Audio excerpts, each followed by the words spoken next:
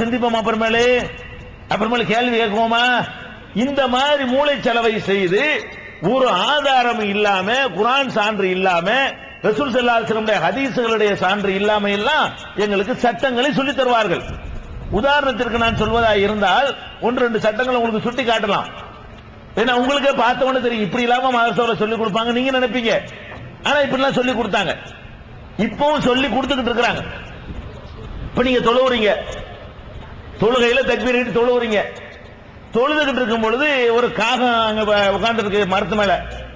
தொழுவும் போது காகத்தை வரட்டலாமான்னு கேட்டா என்ன சொல்லுவீங்க? எல்லாரும் வரட்டக்கூடாதுங்கல்ல, வரட்டலாம், மதுகபல வரட்டலாம்.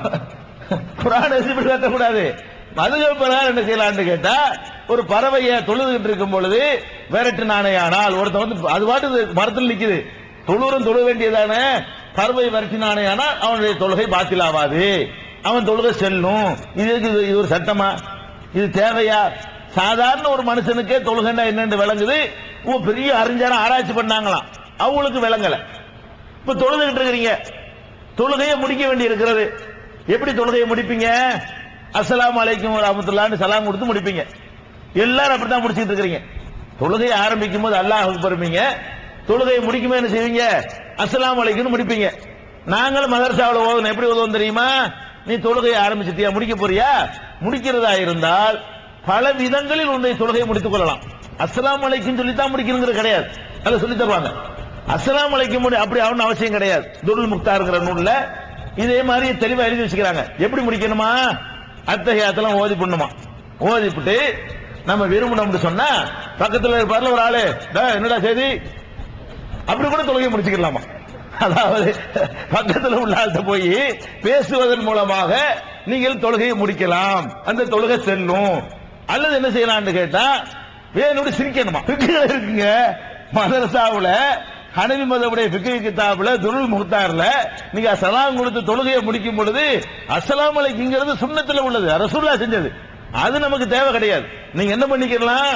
பக்கத்தில் உள்ள ஆள்கிட்ட பேசினீர்களே ஆனால் அதனால கூட என்ன செய்யலாம்? தொழுகையை செல்லும். அத்தையாத்து ஓதி முடிச்சுட்டு சோமா இருக்கீங்கன்னா தொழுகை செல்லுமா? அப்படி செய்ய வேலை சிரிச்சு விடலாமா?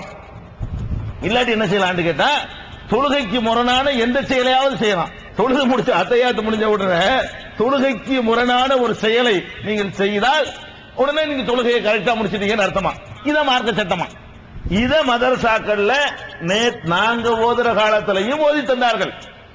இவ்வளவு உலகம் பூரா நாரடிச்ச பிறகு திருத்தினாங்களா? ஒன்றும் திருத்தல, இன்னமும் ஓதி கொடுத்து கொண்டிருக்கிறார்கள். இந்த கிதாபு இன்னமும் அரபி கல்லூரிகள்ல இது பாடத்திட்டத்தில் வைக்கப்பட்டு இந்தியா முழுவதும் ஹனபி மதகுடைய சட்ட நூலாக இப்படித்தான் சொல்லி தரப்பட்டிருக்கிறது.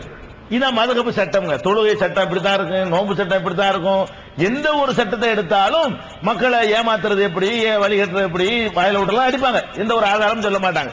இப்படி ஒரு காட்சி. இதைத்தான் மார்க்கம் என்ற பெயரால எங்களுக்கு எல்லாம் சொல்லி தந்தார்கள். நாங்கள் அதுதான் படிச்சோம். இருக்கிற சைஃபுல்லாவுல இருந்து ஷம்சுல்ஹாவுல இருந்து அந்த பாடத்தை நாங்கள் படித்து வந்தவர்கள் தான். இதோட நிக்க மாட்டாங்க. ஷாபி ஹனபி அங்க பாருங்க, இப்ப மதகபையில் 4 மதகப் பின்பற்றாட்டி வரக்கூடாதான். இப்ப மதரசாவில் என்ன நடக்கும் தெரியுமா? ஷாபிக்கு எதிராக ஹனபி சண்டை, ஹனபிக்கு எதிராக ஷாபி சண்டை. அதுக்கு ஒரு கிதாபு எழுதிருப்பாங்க, ஹர்ர ஷாபி, ஷாபி தலை குப்புற அடிச்சு விழுந்தாரு அப்படின்னு சொல்றது. உலகத்திலே ஒருத்தர் பிறக்குவாரு, அவர் இப்லீஸை விட மகா கெட்டவர், அவர் தான் முகமது ஷாபி என்றெல்லாம் அந்த ஷாபி இமாம் மீது வெறுப்பை உண்டாக்குற மாதிரி ஹனபி அஜரத்துக்கு கிளாஸ் நடத்துவாரு. அவர் ஷாபி அஜரத்துக்கு இதெல்லாம் காதுல போகுமா? அவர் என்ன பண்ணுவாரு? அல் கூஃபி அயூபி, கூபாக்காரங்க நம்ப கூடாது, அபு ஹனீஃபா கூபாவுல உள்ளவர், காட்டி கொடுத்தவங்க, ஹுசைன் அலில அவனை கொலை பண்ணதவங்க தான், வரச்சில கழுத்தெடுத்து விட்டாங்க, கூபாக்காரன் நம்ப கூடாது, அபு ஹனீஃபா அஜமி, அவருக்கு அரபி தெரியாது, பார்சி தான் தாய்மொழி, ஒழுங்கா கூட பேச தெரியாது, அவர் என்னன்னு குர்ஆனை ஆராய்ச்சி பண்ணிருப்பாரு, அப்படியா இப்படியான்னு சொல்லி அவர் பொய்யரு, அவர் நேர்மையற்றவர் சொல்லி அறிஞர்கள் விமர்சிச்சிருக்காங்க, அவருடைய அறிவிப்புகளை ஏத்துக்க கூடாதுன்னு சொல்லி பெரிய பெரிய அறிஞர்கள் குறை சொல்லி இருக்கிறாங்க. இவர் அவர் அட்டாக் பண்றது, ஒவ்வொரு அட்டாக் மதரசா மாணவர்களுக்கு விதைக்கிறது. இப்ப நம்ம தௌஹீத் வந்ததுனால பொண்ணா சேர்ந்துக்கிட்டாங்க 4 மதகப், இல்லன்னா அடிச்சு சேர்த்துக்கிட்டு இருந்தாங்க. உங்களுக்கு தெரியும், ஷாபி ஹனபி சண்டை நடந்தா கடைநல்லூர்ல, இப்ப இல்லையே. இப்ப சண்டைக்கு நீங்க வந்துட்டீங்கல்ல, 2 பேருக்கு 2 பேர் சண்டை பிடிக்க நீங்க இருக்கிறதுனால ஷாபி ஹனபி சண்டை இல்லாம போச்சு. இல்லன்னா என்ன கூத்துன்னு சொன்னா, இவனுக்கு எதிராக அவனுக்கு எதிராக இவனை உசுப்பி விடுறது ஒரு மதரசாவில் நடக்கும். ஒரு மதரசாவிலேயே அந்த பாடத்துக்கு மட்டும் தனியா பிரிஞ்சுக்கிறாங்க. ஃபிக்ஹ் பாடம் வந்த உடனே ஷாஃபிக்கு தனி உஸ்தாது தனி கிதாப், ஹனபிக்கு தனி உஸ்தாது தனி கிதாப். இது ஃபிக்ஹ் சட்டம். இப்படி ஒரு பக்கம் நடக்குமா? இது மாதிரி மார்சா கல்வி. அதுக்கடுத்து என்ன செய்வாங்க தெரியுமா? விஞ்ஞானம் நடத்துவாங்க. விஞ்ஞானம் தெரியாத ஒன்றை நடத்தாம இருக்கணும். ஒரு மனிதனுக்கு எது தெரியல நடத்தக்கூடாது. நீ பேப்பர் படிக்க கூடாதுங்கிற, உலகம் எப்படி இருக்குன்னு உனக்கு தெரியாது. அப்படிப்பட்ட ஆள்கள்ட்ட அந்த காலத்துல எவனை எழுதி வச்சிருப்பான்ல, அந்த புத்தகத்தை கொண்டு கையில வச்சுக்கிட்டு விஞ்ஞானம் சொல்லி என்ன செய்வாங்க? விஞ்ஞான பாடத்தை நடத்துவாங்க. என்ன விஞ்ஞான பாடம்? இப்ப சொல்றது உதாரணமா எடுத்துக்கொண்டோமே, ஆனால் நாங்கெல்லாம் படிச்ச விஞ்ஞானம் எப்ப படிக்கிறோம்? இந்த எழுதின புஸ்தகம் கிட்டத்தட்ட ஒரு 7ஆம் நூற்றாண்டுல உள்ளது. வணங்குதா? 1300 வருஷம் ஓடி போச்சு அந்த காலத்துல எழுதின புஸ்தகம். அந்த காலத்துல நாங்க படிச்சோம்னா சரி, அவ்வளவுதான், ஓகேன்னு சொல்லலாம். எழுதுனது அந்த புஸ்தகமா இருந்தாலும் நாங்க படிச்சது எப்பன்னு கேட்டா ஒரு 25 வருஷம் 30 வருஷம் முன்னாடி நாங்க படிக்கிறோம். 30 வருஷத்துக்கு முன்னாடி படிக்கிறோம். எதை படிக்கிறோம்? 13 நூற்றாண்டுக்கு முந்தி உள்ள விஞ்ஞானத்தை படிக்கிறோம். அந்த கிதாபுல அரபியில் எழுதி வச்சுக்கிறாங்க. அதை கொண்டாந்து வச்சுக்கிட்டு இன்றைக்கு விஞ்ஞான புத்தகம் எப்படி மாறிக்கிட்டு இருக்கு பாத்தீங்களா? போன வருஷம் எழுதின புக்கு இந்த வருஷம் செல்லாது. அரசாங்கத்துல விஞ்ஞான பாடம் இருக்கு பாருங்க, தமிழ் இதான் கண்டினியூவா இப்பவும் ஒரே மாதிரியா இருக்கு. இந்த மாதிரி விஞ்ஞான புத்தகம் என்ன செய்யும்? போன வருஷம் ஒண்ணு சொல்லுவான், இந்த வருஷம் மாத்தி போடுவாங்க. புத்தகத்தை மாத்திரான்றான். 6 மாசத்துக்கு இடையில மாத்திடுவாங்க. எத்தனை பள்ளிக்கூடங்கள்ல பாக்குறோம், எத்தனை நாடுகள்ல, எத்தனை மாநிலங்கள்ல அந்த மாதிரி பாஸ்டா விஞ்ஞானம் ஓடிக்கிட்டு இருக்குது. இவங்களுக்கு புத்தகம் கிடைக்காம 1300 வருஷத்துக்கு முந்தின விஞ்ஞானம். எங்களுக்கு எல்லாம் எப்படி விஞ்ஞானம் தெரியுமா? அதாவது இப்ப சூரியன் இருக்குல்ல, சூரியன் 4வது வானத்துல இருக்கலாம். சூரியன் எங்க இருக்குதான்? 4வது வானத்துல. சூரியன் இருக்கு பாருங்க, 4வது வானத்துல அப்படி பதிச்சு வச்சிருக்குது. வானம் அப்படி தட்டு மாதிரி வச்சு அதுக்குள்ள இந்த நெக்லஸ்ல கல் வைப்பாங்கல்ல, அந்த மாதிரி வச்சிருக்கலாம். சூரியனை கொண்டு போய் ஒவ்வொரு வானத்துல ஒன்னு கொண்டு நிப்பாட்டிருப்பாங்க.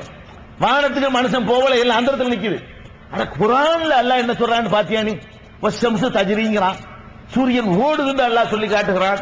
யாசீன்ல கூட சொல்றான், குல்லுன் ஃபீ ஃபலகின் யஸ்பஹூன், எல்லா கோள்களும் அதனுடைய பாதையில நீந்தி கொண்டு இருக்கின்றனங்கிறான்.